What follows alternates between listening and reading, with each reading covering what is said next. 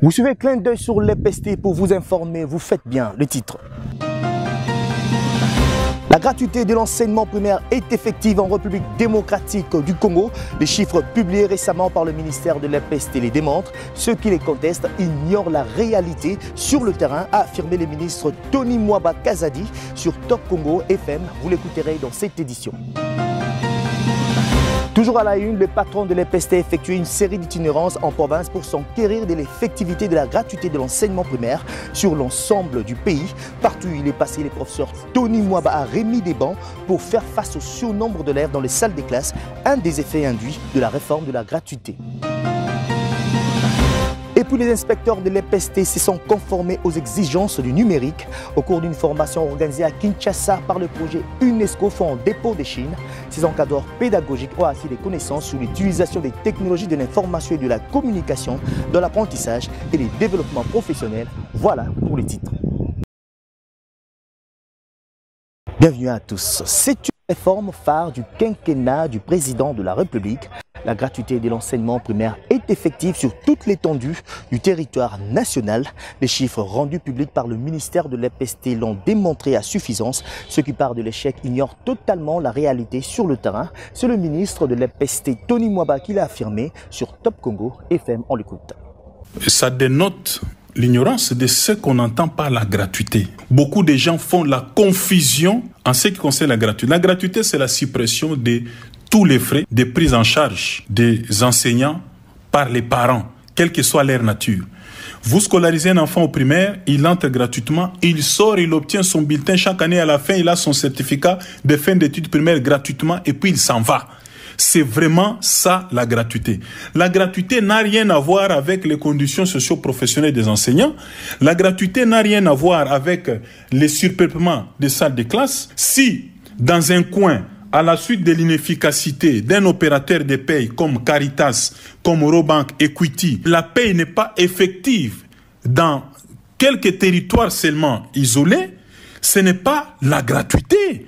Ça, c'est un problème de la paye. Ce sont les répercussions, les conséquences de la gratuité que vous devez assumer. Non, ce n'est pas les conséquences de la gratuité. Les effets induits de la gratuité sont connus. Le premier et le plus connu de tous, c'est le surpeuplement des enfants dans les salles de classe. Parce qu'on a eu au moins près de 5 millions aujourd'hui d'enfants qui ont regagné les parcours scolaires. Ça, c'est une question qui ne date pas avec la gratuité. Pour les frais de fonctionnement, on a quitté de 45 000 à 2 450 000. L'enseignant va quitter 168 000 francs à 411 000 francs. Nous sommes en train d'évoluer. Au contraire, en ce qui concerne les conditions socio-professionnelles, ça évolue. En termes de salaire, en termes de frais de fonctionnement, et celui qui parle de l'échec ignore totalement des réalités de ce secteur. Et j'ai balancé il n'y a pas longtemps des chiffres pour que finalement tout le monde se rende compte. Et celui qui continue à douter, qu'il vienne à l'EPST, il aura tous les éléments. Mais vous devez savoir que pour des raisons politiques, pour des raisons de positionnement politique, il y a des politiciens. Parce que ceux qui ont fait de la politique leur profession, leur carrière, ils sont capables de tout, de raconter n'importe quoi. Nous avons un programme de construction de 200 écoles qui est déjà en cours. Nous avons un deuxième programme avec un autre partenaire de construction de 150 écoles qui est en cours pour régler cette affaire de surpeuplement. Vous l'avez compris, il n'y a aucun doute sur l'effectivité de la gratuité de l'enseignement primaire en République démocratique du Congo. Une question demeure, que retenir sur la paye des enseignants avant et après la mise en œuvre effective de cette réforme? Vous allez le voir, la situation salariale des enseignants a beaucoup évolué à l'ère de la gratuité. Les explications dans ce reportage. Plusieurs se posent encore la question de savoir quelle est la situation de la paye des enseignants avant et pendant la gratuité. Il faut rappeler qu'avant la gratuité, le salaire d'un enseignant du territoire était à 156 000 francs congolais et ceux de grandes villes à 171 000 francs congolais. Mais après la gratuité, alors que l'État a repris toutes les charges qui pesaient autrefois sur le parent, le salaire de l'enseignant du territoire est passé de 156 000 à 295 000 francs congolais et ceux de grandes villes de 171 000 à 365 000 francs congolais. Il faut signaler que cette augmentation n'est encore que les effets du premier palier et dont le deuxième et troisième palier vise à ramener le salaire de l'enseignant jusqu'à 800 000 francs congolais, comme annoncé par le ministre de l'EPST, Tony Mwaba Kazadi. L'autre pilier important pour la consolidation de la gratuité de l'enseignement, c'est aussi le frais de fonctionnement, qui autrefois étaient totalement prises en charge par le frais scolaire. Avant la gratuité, les écoles de toutes catégories confondues percevaient 45 000 francs congolais comme frais de fonctionnement. Mais grâce aux efforts du professeur Tony Mwaba-Kazadi, ces frais, tels que négociés dans les accords de Bibois et revus à Mouela Lodge, a été augmenté selon les catégories suivantes. Pour les écoles de la première catégorie, il s'agit des écoles ayant 1 à 11 classes. Ces écoles touchent 94 000 francs congolais de frais de fonctionnement. Pour la deuxième catégorie, il s'agit des écoles ayant 11 à 18 salles de classe et qui touchent actuellement 400 000 francs congolais de frais de fonctionnement. Pour la troisième catégorie, s'agissant des écoles ayant 18 salles de classe et plus, le frais de fonctionnement est fixé cette fois à 600 000 francs congolais. Et pour la quatrième catégorie des écoles dites de prestige, le frais de fonctionnement est cette fois fixé à 2 450 000 francs congolais. Autre élément nécessaire que l'opinion doit retenir, grâce au nettoyage du fichier de l'effectif des enseignants, mais également de listing des écoles, où il y a eu plusieurs écoles fictives et enseignants non qualifiés, le ministère de l'EPST et les autres structures, notamment le CECOP, ont dégagé des marges qui ont permis à ces ministères de pouvoir innover. Parmi les innovations, il s'agit également de l'instauration de la prime de brousse. Cette prime concerne les enseignants du territoire qui autrefois n'y jouissaient pas du même régime que ceux de grandes villes, et ce frais sert à couvrir la prime de transport qui autrefois n'était pas perçue par ces derniers. En dehors de la prime de brousse, il y a également la prime de la gratuité.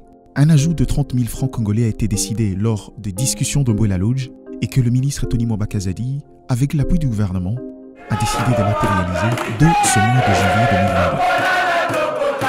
Rendons-nous à présent dans la province du Bazouélé, dans les territoires des Bambessa, pour parler de l'école primaire Bamboulé.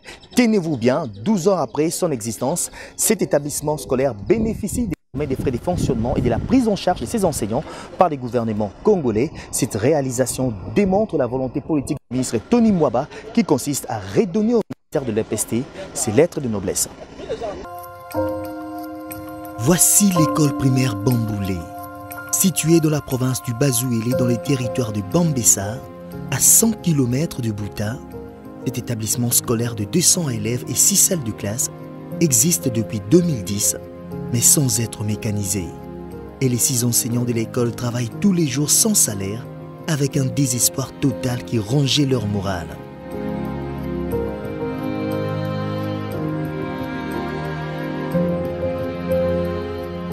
C'est au mois d'avril 2022 que l'école primaire Bamboulé est prise en charge par les trésors publics, une mécanisation sans précédent qui intervient grâce à la gratuité de l'enseignement primaire, rendue effective par le président de la République, chef de l'État, Félix Antoine Tshisekedi Tshilombo, une réforme pilotée avec beaucoup de maestria par le ministre de l'EPST et le professeur Tony Mwaba-Kazadi, surnommé les gardiens de la gratuité.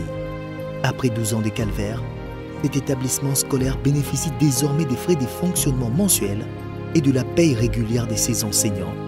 C'est une mécanisation vraie de frais de fonctionnement comme Satisfait de l'action gouvernementale, le directeur de l'épée Bamboulé envisage déjà la construction de nouveaux bureaux et de nouvelles salles de classe pour améliorer les conditions d'apprentissage des élèves.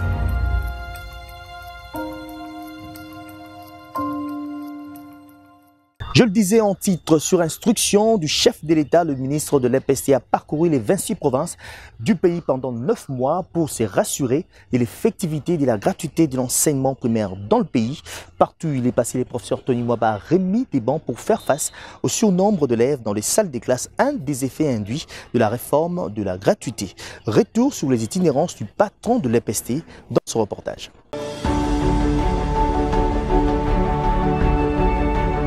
Neuf mois de périple, 9 mois de voyage d'inspection, d'échanges et des débats à travers ce grand pays avec les acteurs clés de l'éducation nationale, mais aussi 9 mois de découverte de ce qui est devenu notre système d'enseignement, matrice de l'élite nationale, que grâce à la vision du chef de l'État, Félix Antoine Tshisekedi, l'actuel ministre de l'EPST, s'affaira repenser à travers des réformes courageuses et inédite. Le gouvernement de la République démocratique du Congo a fourni des efforts qui ont permis l'amélioration de fondamentaux macroéconomiques et qui ont abouti notamment l'appui à la gratuité de l'enseignement primaire, l'amélioration des salaires de base de l'ordre de 30% en moyenne pour les fonctionnaires. Des réformes auxquelles tous les acteurs de l'éducation avaient été appelés à participer activement, à quelque niveau de responsabilité qu'ils soient et où qu'ils se trouvent sur l'étendue du territoire national. Je considère ça comme un avertissement et en même temps une interpellation. C'est de vous mettre au travail. Quittez vos bureaux. Travaillez sur terrain. Je viens de vous dire ici que nous allons faire l'itinérance dans les provinces et nous allons travailler sur terrain. Pourquoi nous le faisons? Ne soyez pas fiers. Nous le faisons parce qu'au niveau des provinces, il n'y a pas un dynamisme, il n'y a pas de l'impulsion. Les gens ne font absolument rien. Voilà pourquoi nous allons continuer à circuler. Les premiers à rendre compte, ce sont ces directeurs des provinces éducationnelles, 58 au total, considérés comme des représentants plénipotentiaires du ministre, secondés par les inspections provinciales, bras séculiers du ministre, censés agir en son nom, en quasi-indépendance d'esprit, mais dans le respect des textes qui régissent le secteur. La gratuité est à 100% dans la province éducationnelle, étant donné que la sensibilisation a mis tout le monde à comprendre que la gratuité est non négociable. Devant les délégations constituées par les députés nationaux, des partenaires éducatifs, des représentants de la présidence de la République et la primature, conduite par le ministre de l'EPST Tony Mwaba, et à chaque étape de sa tournée d'itinérance, ces directeurs provinciaux présentaient les états des lieux de leurs entités sous forme d'auto-évaluation. Des échanges à bâtons rompus qui sont une première au sein du secteur, marqués par quelques moments de tension. Nous avons des listes que nos députés provinciaux qui sont censés défendre l'intérêt de nous autres, ils sont venus pour que Yolo Moulabao Bazali Awa pour remplacer Moulabao. Mais aussi des moments de réjouissance pour saluer les exploits réalisés par certains d'entre eux dans par exemple la mise en œuvre de la gratuité de l'enseignement primaire ou encore l'orthodoxie dans la gestion et la rigueur vis-à-vis de certains collaborateurs provinciaux véreux. Les enfants qui sont dans la classe sont aussi contents d'étudier dans la gratuité parce qu'ils avaient des difficultés de payer l'argent, des primes et un grand nombre d'enfants traînaient toujours à la maison sans pour autant accéder à l'éducation. En voyant tout cela, nous remercions le président de la République, son Excellence Antoine Tshisekedi Tshilombo. Cependant, malgré ce tableau, beaucoup de non-dits avaient été relevés par l'inspecteur général ou la secrétaire générale à l'EPST. Ces élèves-là, de façon générale, globale, ils méritent ce diplôme-là aujourd'hui. Regardons-nous en face. Avec toutes ces antivaleurs, la fraude favorisée par beaucoup d'entre nous. Viennent les tours des partenaires éducatifs, composés des syndicats et des organisations de la société civile, avec des mots souvent durs pour interpeller, dénoncer ou encourager. Élus du peuple, les députés nationaux invités à cet exercice pour leur connaissance du terrain et leur responsabilité vis-à-vis de leur circonscription électorale ont eux aussi eu leur mot à dire et son ménagement. Ça, ce sont des choses qui se font de loin et très souvent, on n'a pas de bonnes données. Alors, ce qu'il vient de dire, ce qu'il vient de faire, nous les députés, moi personnellement, ça m'a beaucoup édifié. En défilant l'un après l'autre, il a pu se convaincre des capacités des uns et des autres. Et donc, nous disons que c'est un travail exceptionnel, dans ce sens qu'aujourd'hui, le ministre de l'EPST veut s'assurer de l'effectivité de la gratuité de l'enseignement. Dans un secteur où l'on dénonce aussi beaucoup de dérapages moraux, le coordonnateur de la cellule de changement de mentalité n'a pas hésité de mettre devant leurs responsabilités tous les animateurs locaux de l'EPST censés faire respecter la loi. Excellence, Monsieur le ministre de l'Enseignement primaire, secondaire et technique. Je voudrais vous présenter mes sincères félicitations pour votre dynamisme dans l'accompagnement et la matérialisation de la vision du chef de l'État dans votre sous-secteur, notamment par votre implication dans la mise en œuvre de la gratuité qui a décrété. Permuté au nom du principe de non-originaire instauré par le ministre Tony Maba pour tordre le cou au tribalisme qui avait élu domicile avant lui au sein du sous-secteur, ces directeurs provinciaux ont en réalité porté à la lumière les véritables maux cachés dont souffre en silence le secteur, même si nombreux parmi eux en sont responsables par leur inaction, constate cependant le ministre de l'EPST, le professeur Tony Maba. Vous devez vous réveiller et travailler en équipe pour consolider et pérenniser la gratuité et lutter contre toutes sortes d'antivaleurs. Par le respect des instructions aussi de la hiérarchie et surtout relayer sur terrain toutes les réalisations. À partir de cet instant, je vous recommande des itinérances tous azimuts. Les itinérances vont vous permettre de rétablir l'autorité de l'État aussi dans ce sous-secteur. Il y a des associations qui gèrent des écoles, même les privés, qui donnent l'impression que l'État n'existe pas. C'est à vous les provinciaux de rétablir aussi l'autorité de l'État dans ce secteur. Un exercice salué par tous et qui sûrement va porter des fruits. Nous allons nous battre jusqu'à ce que le secteur de l'enseignement soit redressé au niveau de notre province éducationnelle. Il attendra des résultats de notre part en termes de l'amélioration de la qualité de l'enseignement. Il attend de nous également les résultats en termes du renforcement de la gouvernance et en termes de la lutte contre les antivaleurs. Si tous les ministres pouvaient emboîter ces pas ici, je pense que le pays sera bien parti. Constat fait, l'effectivité de la gratuité de l'enseignement primaire sur toute l'étendue du territoire national, l'irrégularité de la paie de certains opérateurs, malgré la bonne volonté du gouvernement à disposer des fonds pour s'y faire, la majoration des frais de fonctionnement des écoles ainsi que les salaires des enseignants, l'effectivité de la prime des bourses pour les enseignants du Congo profond et celle de la gratuité pour les enseignants des écoles primaires publiques.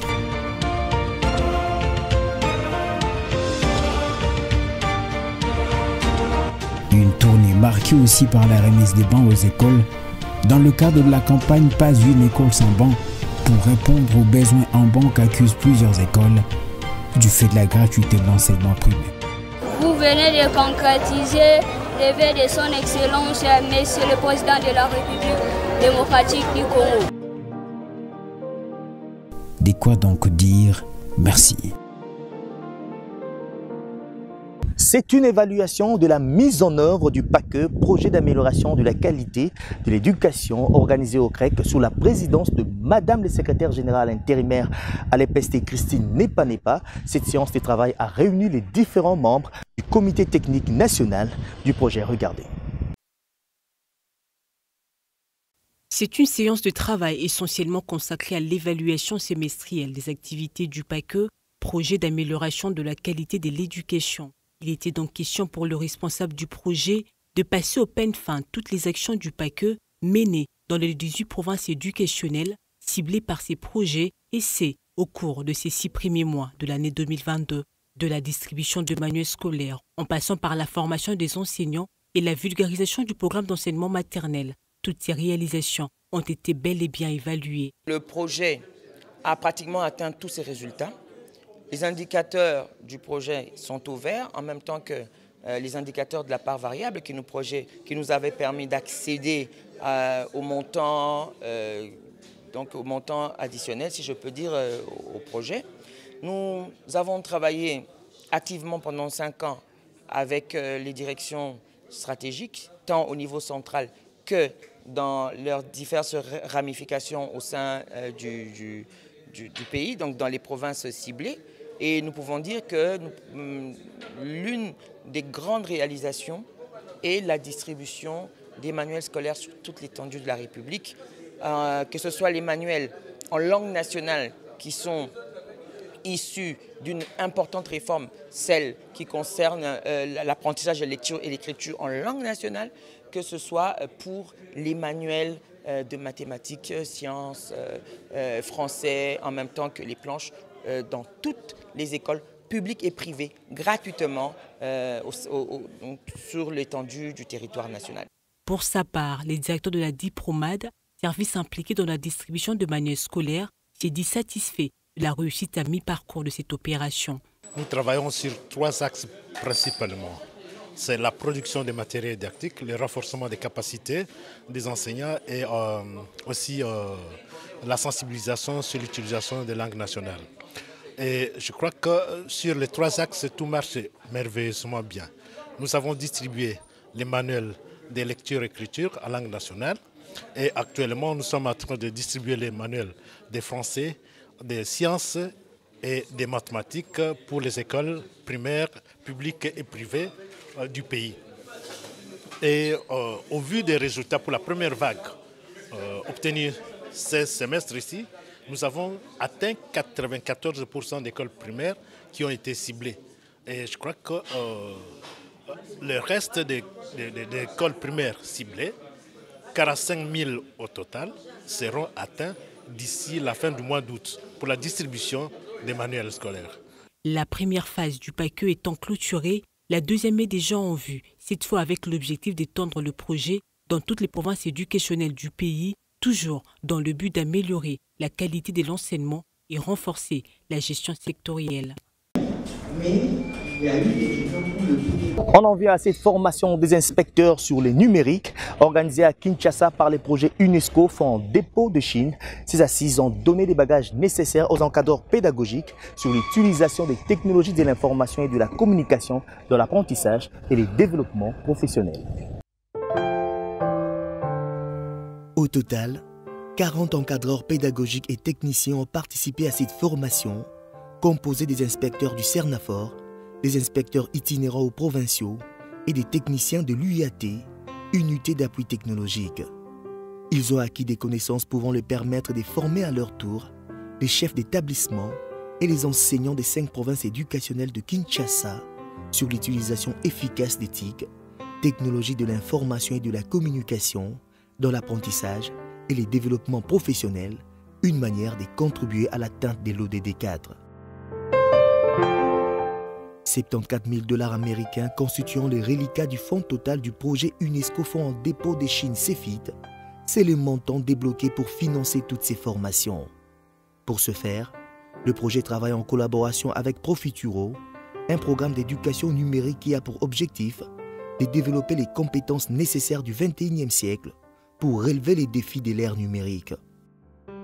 C'est là, en créant une plateforme qui met à la disposition des enseignants, des familles, des ressources pour soutenir l'apprentissage continu des enfants. Durant cette formation qui s'est déroulée par visioconférence du 9 mai au 4 juillet 2022, les différents formateurs des Profituro qui sont de diverses nationalités ont utilisé la méthode active et participative. Ils étaient patients et compréhensifs pour permettre aux apprenants à se familiariser aux TIC. À ce jour, les encadreurs pédagogiques ont pris quelques nouveaux concepts et notions liées aux innovations éducatives. Ils sont actuellement capables d'accéder seuls à la plateforme Profituro et d'en consulter les contenus. Pour plus de performance, le formateur en conclut qu'il est primordial que les inspecteurs reçoivent une formation sur l'utilisation de l'outil informatique afin de répondre aux exigences de l'apprentissage à l'ère numérique. La prochaine étape de formation concerne 10 chefs d'établissement et 50 enseignants de Kinshasa qui seront formés par province éducationnelle.